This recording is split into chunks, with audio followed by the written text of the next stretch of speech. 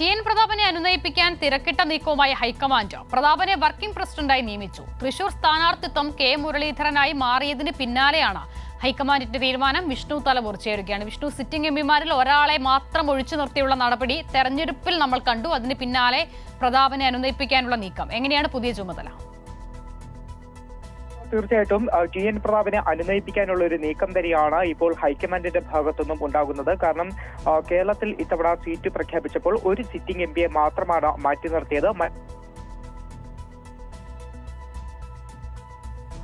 TN. പ്രതാപനെ മാത്രമാണ് തൃശ്ശൂരിൽ നിന്ന് മാറ്റി നിർത്തിയത്. തൃശ്ശൂരേക്ക് കെ മുരളീധരനെ മത്സരരംഗത്ത് ഇറക്കുകയും ചെയ്ത് അത്തരമൊരു നടപടി വന്നതിന് പിന്നാലെ ടി.എൻ. പ്രതാപന്റെ ഭാഗത്തുനിന്നടക്കം വലിയ അതൃപ്തി ഉയർന്നു വരുന്നുണ്ടായിരുന്നു. കാരണം ഇത്തവണ ടി.എൻ. പ്രതാപൻ നേരത്തെ തന്നെ മണ്ഡലത്തിൽ പ്രചരണം ആരംഭിച്ചിരുന്നു. ചുവരടക്കമുള്ള പ്രചരണങ്ങൾ ഈ സ്ഥാനാർത്ഥി പട്ടിക പ്രഖ്യാപനത്തിന് മുന്നേ തന്നെ ടി.എൻ. പ്രതാപൻ തുടങ്ങിയതാണ്.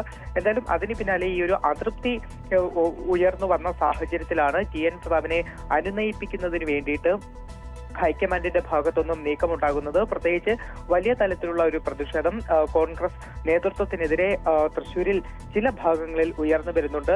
ടി.എൻ. പ്രതാപനുമായി അടുപ്പമുള്ളവരൊക്കെ തന്നെ വലിയ പ്രതിഷേധം ഉയർത്തുന്നുണ്ട്. അപ്പോൾ അത് തെരഞ്ഞെടുപ്പിൽ കോൺഗ്രസിനെ ബാധിക്കുമെന്നൊരു പേടി കൂടി ഹൈക്കമാൻഡിനുണ്ട്. എന്തായാലും ആ ഒരു സാഹചര്യത്തിലാണ് ടി.എൻ. പ്രതാപനെ അനുനയിപ്പിക്കുന്നതിന് വേണ്ടി വർക്കിംഗ് പ്രസിഡന്റ് സ്ഥാനം നൽകിയിരിക്കുന്നത്. അസുത വിവരങ്ങൾ നൽകുകയായിരുന്നു Vishnu Thalavoor. KPCC working president സ്ഥാനം നൽകി അനുനയിപ്പിക്കാനുള്ള നീക്കമാണ് നേതൃത്വം നടത്തുന്നത്.